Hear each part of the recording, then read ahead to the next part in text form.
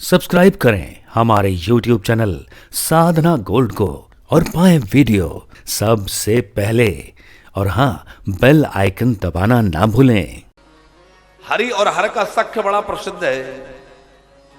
एक बार बैकुंठपति भगवान नारायण को भोले बाबा की याद आई, तो भोले बाबा से मिलने के लिए बैकुंठ से और कैलाश की ओर चले। और इधर भगवान शंकर को भी विष्णु भगवान की याद आई, तो वो भी चले। और दोनों का मिलन कहां हुआ? मानसरोवर पर। इधर से भोले बाबा, उधर से भगवान नारायण, दोनों बड़े प्रेम से मिले, सखा भाव से मिले। तो सखा भाव में तो थोड़ा हास्य विनोद भी चलता है। तो भगवान विष्णु ने मानसरोवर का थोड़ा जल लिया और भगवान शंकर पे छींटा मार दिया। भोले बाबा ने कहा अच्छा। तो भोले बाबा ने भी जल लिया और भगवान नारायण पर, और फिर क्या देर थी, दोनों ही सरोवर में ही कूद गए और एक दूसरे पर जल डालने लगे। पुराण की कथा है, सोनानी जी, अपने मन से नहीं कह रहे हैं। अनंत काल तक, कितना काल व्यतीत हो गया, भोले बाबा और भगवान नारायण, भगवान विष्णु, दोनों में जल क्रीड़ा चलती रही। एक दूसरे के प्रति अनन्य प्रेम है, इसलिए अलग ही नहीं हो रहे थे। अब जब अलग नहीं हो रहे थे तो इनको अलग कैसे किया जाए? तो इनको अलग करने के लिए सारे देवताओं ने प्रयास किया, लेकिन क्योंकि यदि ये दोनों इसमें लग जाएंगे, सृष्टि का कार्य कैसे चलेगा?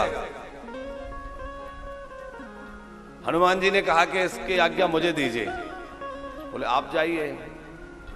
तो हनुमान जी महाराज ने एक बड़ी सुंदर युक्ति की। हनुमान जी सरोवर के तट पर जाकर बैठ गए और तट पर जाकर बैठ करके हाथ में झांझ मंजीरे ले लिए और मंजीरे लेकर के भगवान नाम कीर्तन करने लगे। और वह नाम की ध्वनि, कीर्तन की ध्वनि भगवान शंकर के कान में गई।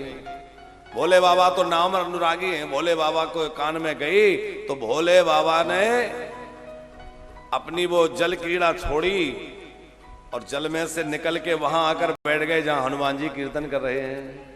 और भोले बाबा भी कीर्तन करने लगे।